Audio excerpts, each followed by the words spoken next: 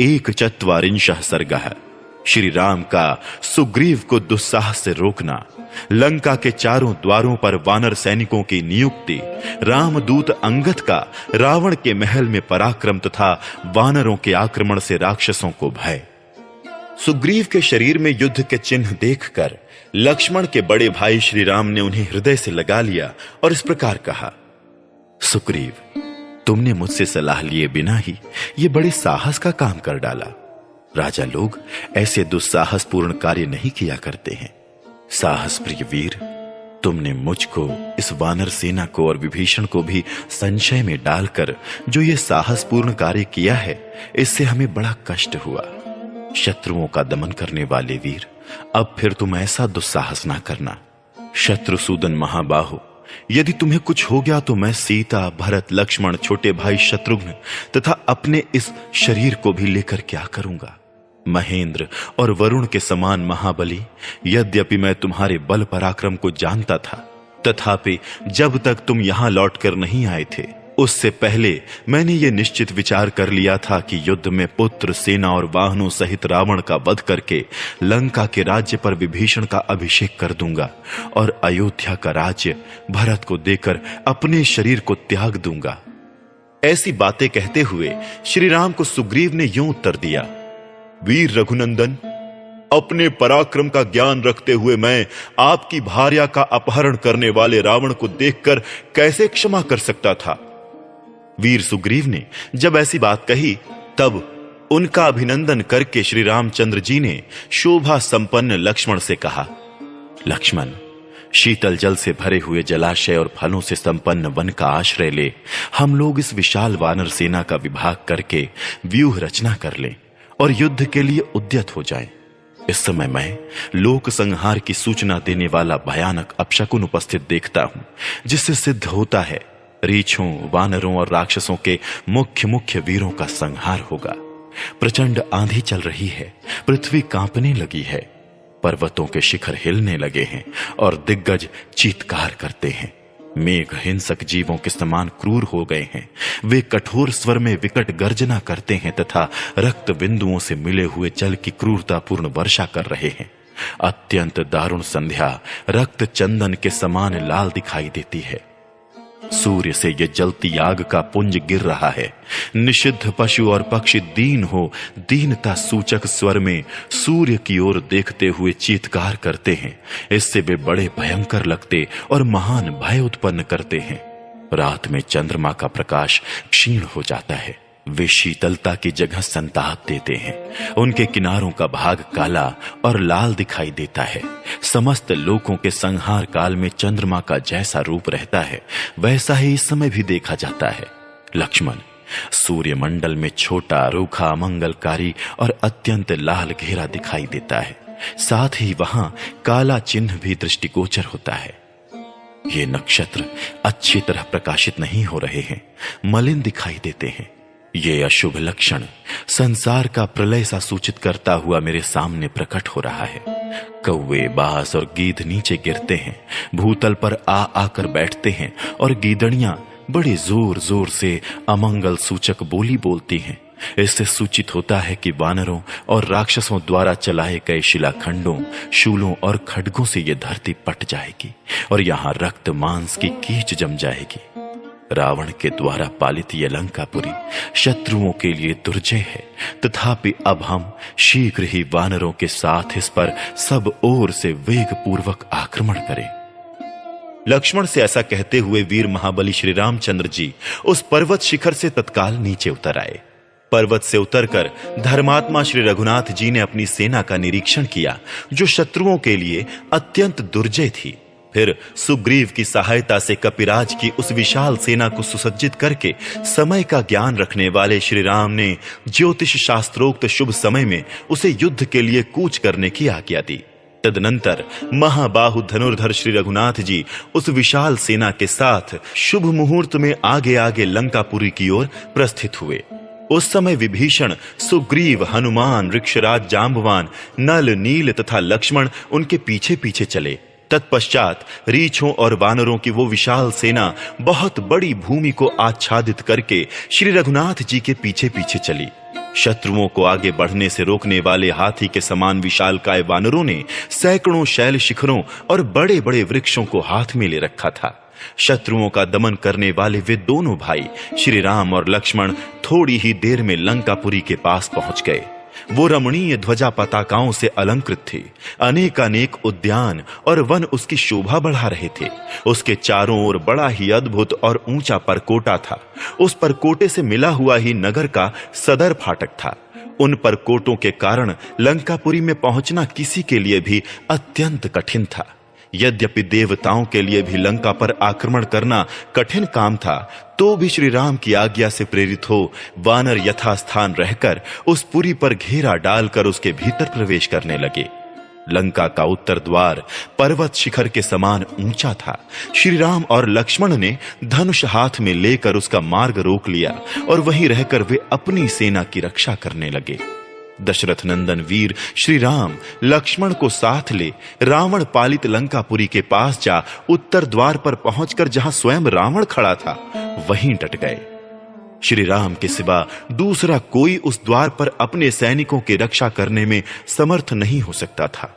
अस्त्र शस्त्रधारी भयंकर राक्षसों द्वारा सब ओर से सुरक्षित उस भयानक द्वार पर रावण उसी तरह खड़ा था जैसे वरुण देवता समुद्र में अधिष्ठित होते हैं। वो उत्तर द्वार अल्प बलशाली पुरुषों के मन में उसी प्रकार भय उत्पन्न करता था जैसे दानवों द्वारा सुरक्षित पाताल भयदायक जान पड़ता है। उस द्वार के भीतर योद्धाओं के बहुत से भांति भांति के अस्त्र शस्त्र और कवच रखे गए थे जिन्हें भगवान श्री राम ने देखा। वानर सेनापति पराक्रमी नील, मैंद और द्विविद के साथ लंका के पूर्व द्वार पर जाकर डट गए। महाबली अंगद ने ऋषभ, गवाक्ष, गज और गवय के साथ दक्षिण द्वार पर अधिकार जमा लिया।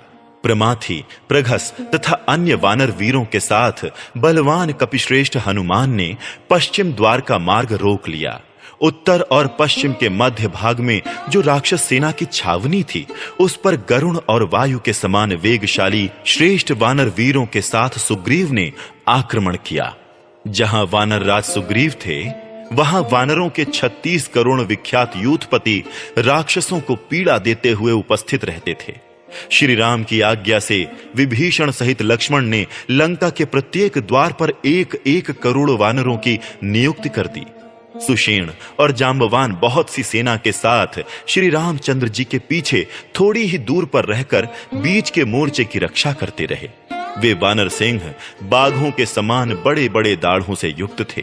वे हर्ष और उत्साह में भरकर हाथों में वृक्ष और पर्वत शिखर लिए युद्ध के लिए डट गए। सभी वानरों की पूंछें क्रोध के कारण अस्वाभाविक रूप से हिल रही थीं। दाढ़ें और नख ही उन सब के आयुध थे। उन सब के मुख आदि अंगों पर क्रोध रूप विकार के विचित्र चिन्ह परिलक्षित होते थे तथा सब के मुख विकट एवं विकराल दिखाई देते थे। इनमें से किन्हीं वानरों में 10 हाथियों का बल था, कोई उनसे भी 10 गुने अधिक बलवान थे तथा किन्हीं में 1000 हाथियों के समान बल था। किन्हीं में 10,000 हाथियों की शक्ति थी, कोई इनसे भी 100 गुने बलवान थे तथा अन्य बहुतेरे वानर यूथपतियों में तो बल का परिमाण ही नहीं था। वे असीम बलशाली थे। वहां उन वानर सेनाओं का टिड्डी दल के उद्गम के समान अद्भुत एवं विचित्र समागम हुआ था। लंका में उछल उछल कर आते हुए वानरों से आकाश भर गया था और पुरी में प्रवेश करके खड़े हुए कपि समूहों से वहां की सारी पृथ्वी आच्छादित हो गई थी। रीछों और वानरों की 1 करोड़ सेना तो लंका के चारों द्वारों पर आकर डटी थी और अन्य सैनिक सब ओर युद्ध के लिए चले गए थे। समस्त वानरों ने चारों ओर से उस त्रिकूट पर्वत को घेर लिया था। सहस्त्र अयुत वानर तो उस पुरी में सभी द्वारों पर लड़ती हुई सेना का समाचार लेने के लिए नगर में सब ओर घूमते रहते थे। हाथों में वृक्ष लिए बलवान वानरों द्वारा सब ओर से घिरी हुई लंका में वायु के लिए भी प्रवेश पाना कठिन हो गया था। मेघ के समान काले एवं भयंकर तथा इंद्र तुल्य पराक्रमी वानरों द्वारा सहसा पीड़ित होने के कारण राक्षसों को बड़ा विस्मय हुआ। जैसे सेतु को विदीर्ण कर अथवा मर्यादा को तोड़कर बहने वाले समुद्र के जल का महान शब्द होता है, उसी प्रकार वहां आक्रमण करती हुई विशाल वानर सेना का महान कोलाहल हो रहा था। उस महान कोलाहल से परकोटों, फाटकों, पर्वतों, वनों तथा काननों सहित समूची लंकापुरी में हलचल मच गई। श्री राम, लक्ष्मण और सुग्रीव से सुरक्षित वो विशाल वानर वाहिनी समस्त देवताओं और असुरों के लिए भी अत्यंत दुर्जय हो गई थी। इस प्रकार राक्षसों के वध के लिए अपनी सेना को यथास्थान खड़ी करके उसके बाद के कर्तव्य को जानने की इच्छा से श्री रघुनाथ जी ने मंत्रियों के साथ बारंबार सलाह की और एक निश्चय पर पहुंचकर साम, दान आदि उपायों के क्रमशः प्रयोग से सुलभ होने वाले अर्थ तत्व के ज्ञाता श्री राम विभीषण की अनुमति ले राजधर्म का विचार करते हुए वालिपुत्र अंगद को बुलाकर उनसे इस प्रकार बोले। सौम्य, कपिप्रवर, दशमुख रावण राज्य लक्ष्मी से भ्रष्ट हो गया। अब उसका ऐश्वर्य समाप्त हो चला। वो मरना ही चाहता है, इसलिए उसकी चेतना नष्ट हो गई है। तुम परकोटा लांघकर लंकापुरी में भय छोड़कर आओ और व्यथा रहित हो उससे मेरी ओर से ये बातें कहो।